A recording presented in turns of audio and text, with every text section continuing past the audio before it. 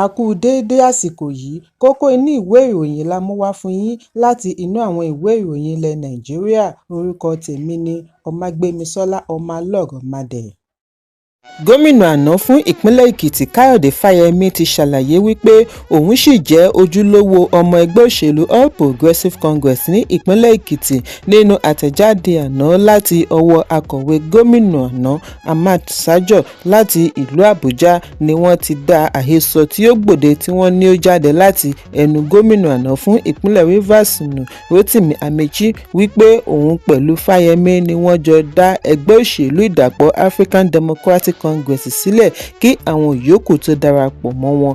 Sajọ ní pẹ̀lú gbogbo ìgbìyànjú wọn àti ṣe ìwádìí àhesọ tí ó ti gba gbogbo orí ẹ̀rọ abánidọ́rẹ̀ẹ́ ṣùgbọ́n tí wọn kò rí ẹ̀rí kankan fi gbé lẹ́sẹ̀. Kò sí àfihàn fídíò ibi tí Amechi ti sọ ọ̀rọ̀ yìí láti ojúlówó iléeṣẹ́ kankan. Nígbà tí ó ń sọ̀rọ̀ lórí èròǹgbà àgbélẹ̀rọ yìí láti fi dá awuyewuye sílẹ̀, Sajọ ní ó ṣeé ṣe kí Amechi má sọ ọ̀rọ̀ yìí tàbí kí wọ́n ṣì gbọ́ bí ó ti rọ ará ìlú kí wọ́n ṣọ́ra pẹ̀lú ìròyìn tí ó bá jẹ mọ́ Fáyẹmí, pàápàá jùlọ tí ó bá jẹ́ orí ẹ̀rọ abánidọ́rẹ̀ẹ́ ni ó ti jẹ jáde. Ó tẹ̀síwájú wípé ọ̀pọ̀ ìgbà ni Fáyẹmí ti fìdí àfojúsùn rẹ̀ múlẹ̀ fún ẹgbẹ́ òṣèlú gẹ́gẹ́ bí adarí APC Èkìtì yálà níbi ayẹyẹ tàbí ìpéjọpọ̀ èrò. Láfikún, ní gbangba ni Fáyẹmí ti bu ọwọ́ lu gómìnà Oyèbánjí fún àtúndì ìdìbò gómìnà ìpínlẹ̀ Èkìtì tí ó túmọ̀ sí wípé digbí ni ó wà pẹ̀lú APC. Ẹ̀kúnrẹ́rẹ́ ìròyìn wà nínú ìwé ìròyìn Punch tó jáde lónìí. Àwọn alámòjútó Green Legacy Hòtẹ́ẹ̀lì tí wọ́n jẹ́ ẹ̀ka Olúṣẹ́gun Ọbásanjọ́ Presidential Library ti lérí àti gbé ìgbésẹ̀ ìlànà òfin tako àjọ tó ń gbógun ti ìwà ìbàjẹ́ àti ìṣòwò ìlú kúmọkùmọ EFCC lẹ́yìn tí wọ́n wá ṣe ìkọlù sí ilé ìtura wọn lánàá ọjọ́ Àìkú. Nínú àtẹ̀jáde láti ọwọ́ alámòjútó ilé ìtura Vitalis Ọ̀tẹ̀sẹ̀ ni wọ́n ti ṣàlàyé wípé ó fẹ́ẹ̀ tó 50 òṣìṣẹ́ àjọ EFCC tí wọ́n dì hámọ́ra ogun tí wọ́n ya wọ ọgbà ilé ìtura wọn láàrin aago 2 òru. Bí wọ́n ti ń yìnbọn sókè ni wọ́n ń lérí àti pànìyàn níbi ayẹyẹ tí ó wáyé ní ilé ìtura. Wọ́n fìdí ẹ̀ múlẹ̀ wípé ó ti tó bí ọjọ́ 3 tí wọ́n ti ń polongo ayẹyẹ oníbòńkẹ́lẹ́ yìí kí ó tó wáyé ṣùgbọ́n tí àjọ EFCC kò fi tó wọn létí kí wọ́n tó ṣe ìkọlù. Bákan náà ni wọn kò fi tó iléeṣẹ́ ọlọ́pàá Kéńtà àti àwọn òṣìṣẹ́ ọlọ́pàá OOPL létí tàbí pèsè ìwé àṣẹ kankan wárántì kí wọ́n tó ṣe ìkọlù. Ilé ìtura yìí ní ìgbésẹ̀ àjọ EFCC jẹ́ ìtàpá sí ẹ̀tọ́ ọlọ́pàá àti aráàlú tí wọ́n kóra jọ fún ayẹyẹ tí ó fi ojú hàn gbangba pẹ̀lú àwọn tí wọ́n fi ara pa níbi ìkọlù. Ìdí nìyí tí iléeṣẹ́ fi ń béèrè fún àlàyé lórí ìgbésẹ̀ àjọ EFCC àti ìtọrọ àforíjì. Àìjẹ́bẹ́ẹ̀ wọ́n á gba ilé ẹjọ́ lọ. Ẹ̀kúnrẹ́rẹ́ ìròyìn yìí wà lórí ẹ̀rọ ayélujára Channels.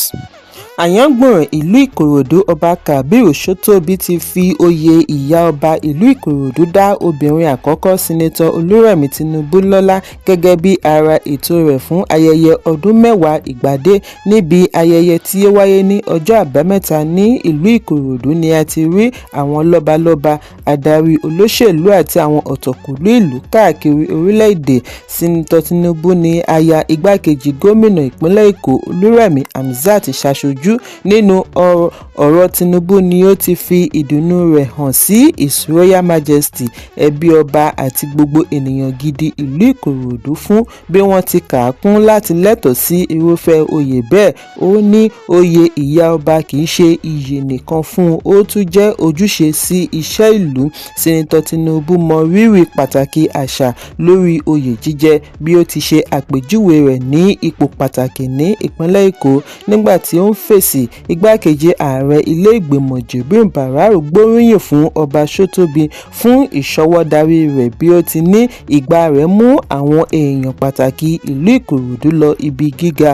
Ọọ̀ni Ilé-Ifẹ̀ Ọba Adéyẹyè Ògúnwùsì Akárìgbò Rẹ́mọ Ọba Babátúndé Àjàyí àti alága fún àjọ NDLEA ajagunfẹ̀yìntì Bùbá Márúwá náà gbóríyìn fún ìṣọwọ́darí ọba yìí láti ọdún 10 sẹ́yìn. Ẹ̀kúnrẹ́rẹ́ ìròyìn wà nínú ìwé ìròyìn The Guardian tó jáde lónìí. Àjọ tó ń gbógun ti títà, rírà àti mímu egbògi olóró NDLEA ti fi ọwọ́ ṣìkún òfin mú olùdásílẹ̀ àti alákòóso ìjọ The Ton of Mercy Church Adéfolúṣọ́ Ọláṣẹlẹ̀ tí wọ́n tún mọ̀ sí Abbas Àjàkáyé lórí ipa tí ó kó níbi kíkó egbògi olóró láti ilẹ̀ Ghana wọ Nàìjíríà.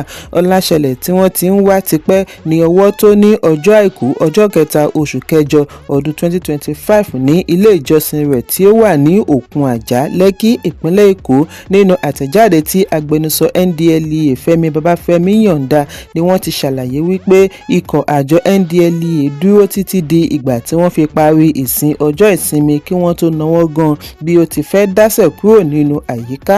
Àtẹ̀jáde ọ̀hún ṣàlàyé wípé olùṣọ́ àgùntàn yìí sá lọ Ghana nínú oṣù keje kí wọ́n má bàa mú un lẹ́yìn tí wọ́n tọpinpin egbògi olóró 2 igba kìlógíráàmù tí wọ́n gbà kalẹ̀ ní Òkun Àjà ní ọjọ́ 4 àti 700 kìlógíráàmù tí wọ́n rí nínú ọkọ̀ akẹ́rù rẹ̀ delivery van ní ọjọ́ 6 oṣù kẹjọ. Lẹ́yìn oṣù díẹ̀ tí ó ti ń sá mọ́ wọn lọ́wọ́ ní ọwọ́ bá. NDLEA ní níbi àpatẹnujẹ́wọ́ ni ó ti jẹ́wọ́ wípé òun á máa kó egbògi olóró láti Ghana wá Nàìjíríà. Ó ní lẹ́ẹ̀mejì tí òun ti sá mọ́ àjọ ìjọba lọ́wọ́ ni òun fi sá lọ ìwọ̀ oòrùn Áfíríkà láti lọ fi ara ṣoko. Nínú ìkọlù mìíràn tí ó wáyé ní Ọjọ́bọ̀ ọjọ́ 7 oṣù kẹjọ ní ìpínlẹ̀ Èkó ni Babáfẹ́mi ti ní ikọ̀ wọn ṣe ìkọlù sí ilé kan ní Parkview Estate, Ìkòyí, níbi tí wọ́n ti fi ọwọ́ ṣìkún òfin mú Benjamin Ukko tí wọ́n sì rí 32 pounds Canadian láòdù tí ìwọ̀n rẹ̀ gbé 15.63 kìlógíráàmù gbà.